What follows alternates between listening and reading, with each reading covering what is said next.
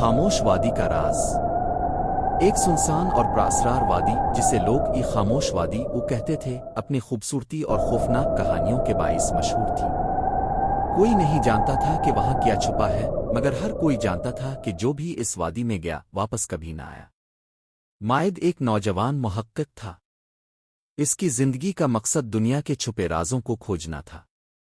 مائد بہادر، ذہین اور تجسس سے بھرپور نوجوان تھا۔ ایک دن اس نے خاموش وادی کے بارے میں ایک پرانی کتاب میں پڑھا، جس میں لکھا تھا کہ اس وادی کے اندر ایک قدیم خزانہ دفن ہے، مگر اس خزانے کی حفاظت ایک چڑیل کرتی ہے۔ اسی دوران مائد کی ملاقات تانیہ سے ہوئی، جو ایک آزاد خیال اور بہادر فوٹوگرافر تھی۔ تانیہ کا خواب تھا کہ وہ دنیا کے انوکھے مقامات کی تصویریں کھینچے اور ان پر ڈاکیومنٹری بنائے۔ اگر تم میرے ساتھ چلو تو ہم اس راز کو مل کر کھوج سکتے ہیں، مائد نے تانیہ سے کہا۔ تانیہ مسکرائی، اے مہم، خطرہ اور تجسس، میں تیار ہوں۔ وہ دونوں ایک پرانی جیپ میں سامان لے کر وادی کی طرف روانہ ہوئے۔ راستہ بہت کٹھن، پہاڑی اور جنگلوں سے گھرا ہوا تھا۔ رات کو وہ ایک پرانی جھونپڑی میں رکے۔ تانیہ نے کیمپ فائر کے قریب بیٹھتے ہوئے مائد سے پوچھا، تمہیں ڈر نہیں لگتا؟ مائد نے آسمان کی طرف دیکھتے ہوئے کہا، سچ کہوں تمہارے ساتھ ہونے کی وجہ سے نہیں لگ رہا۔ اگلی صبح وہ وادی کے اندر داخل ہوئے۔ جیسے ہی وہ مرکزی درے تک پہنچے، تانیہ نے ایک عجیب سی آواز سنی، کسی کے چلنے کی، مگر آس پاس کوئی نہ تھا۔ کیا تم نے کچھ سنا؟ تانیہ نے پریشانی سے پوچھا۔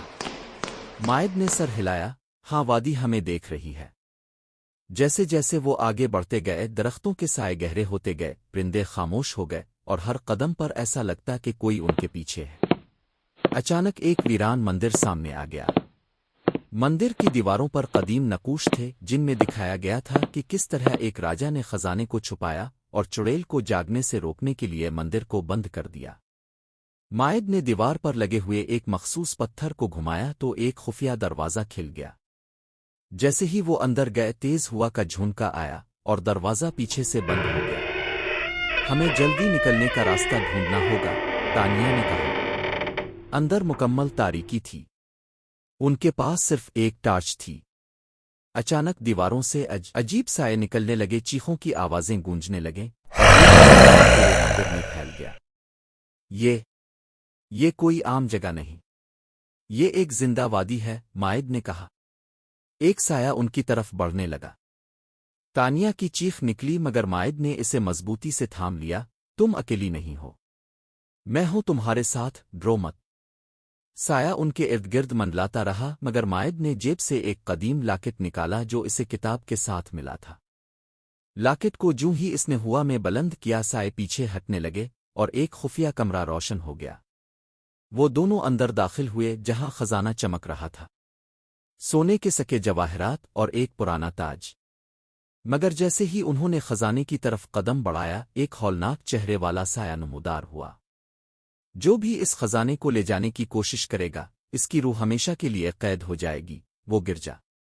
مائد نے تانیہ کی طرف دیکھا، ہمیں یہ سب نہیں چاہیے، ہمیں بس زندہ باہر جانا ہے۔ مگر سایہ ان پر جھپٹ پڑا۔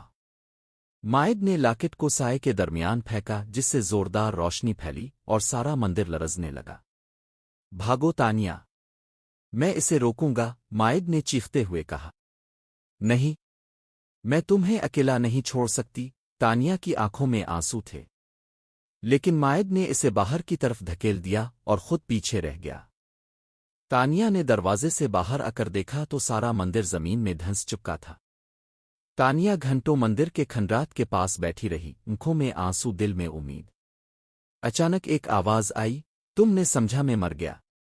وہ پلٹی تو مائد زخمی حالت میں کھڑا تھا، مگر زندہ۔ تانیہ بھاگ کر اس سے لپٹ گئی، تم نے وعدہ کیا تھا اور نبھایا بھی۔